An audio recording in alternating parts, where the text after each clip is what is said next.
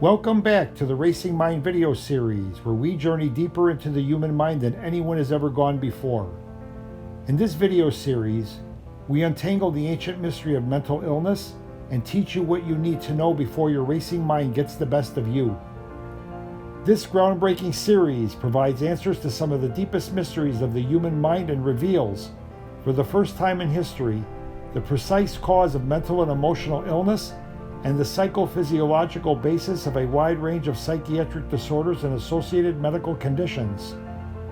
These educational videos, which present concepts that are so new that they are just beginning to make their way through the medical field, are based on thousands of hours of direct patient analysis and clinical observation in conjunction with the latest research on psychiatric disorders from around the world.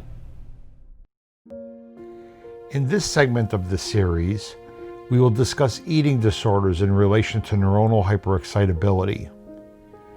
The primary eating disorders include anorexia nervosa, binge eating disorder, and bulimia nervosa. Eating disorders are the prototypic example of the interface between the mind and the brain. In most cases, the abnormal preoccupation with food that characterizes an eating disorder, whether it be restrictive or overindulgent eating, has both a psychological and a biological component. Psychologically, the restrictive eater experiences a relief of emotional tension in conjunction with the feeling of control that is experienced through restrictive eating. In most cases, this is accompanied by the relief of knowing that the potential of becoming overweight is being avoided.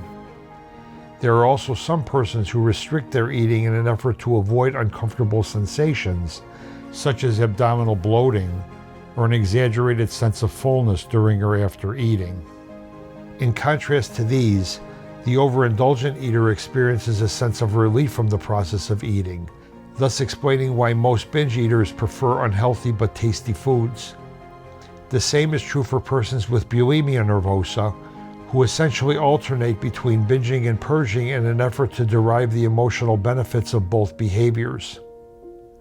In addition to these methods of relieving mental, emotional, and in some cases physical discomfort, the growing emphasis on muscularity in contemporary society is leading an increased number of men and women to use exercise not only as a means of reducing tension, but also as a means of increasing social acceptance.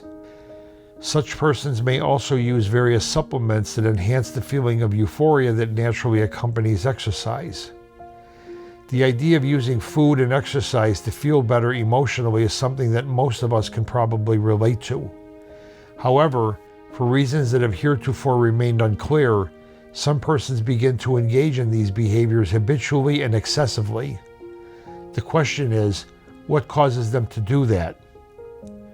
The answer lies in the fact that the intensity of emotion and, in some cases, the physical sensations that some persons experience are more extreme than normal.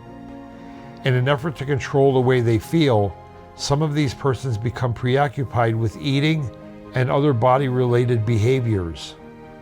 As with other psychiatric and related functional disorders, the severity of symptoms typically waxes and wanes in severity over hours, days, weeks, or months.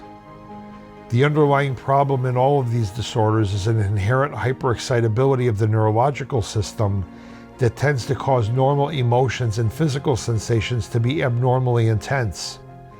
As discussed in previous videos, the abnormality is rooted in gene variants whose protein products fail to adequately regulate the excitability of neurons. For those affected, the primary goal of treatment should be to reduce the excitability of the neurological system, thereby compensating for the underlying gene abnormality.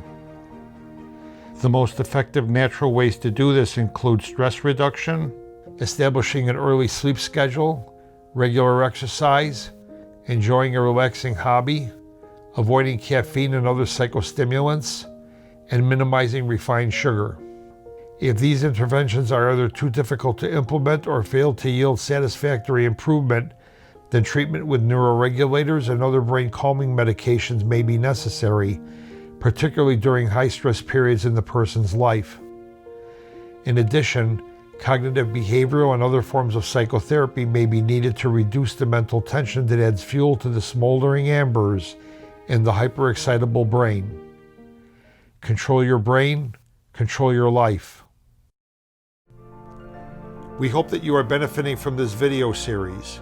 Portions of this video and others in this series were taken from the books The Racing Mind and Am I Depressed or Am I Bipolar?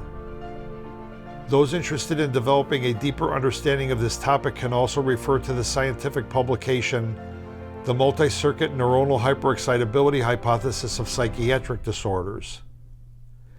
Please note that these materials in this video series are for educational purposes only and are not intended to guide treatment without formal evaluation. This video series is sponsored by the Binder Foundation, a charitable organization that is dedicated to the enhancement of human life through research and education on disorders of the mind, body, and spirit.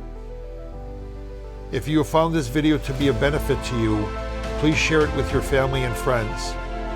And please don't forget, your feedback is important to us.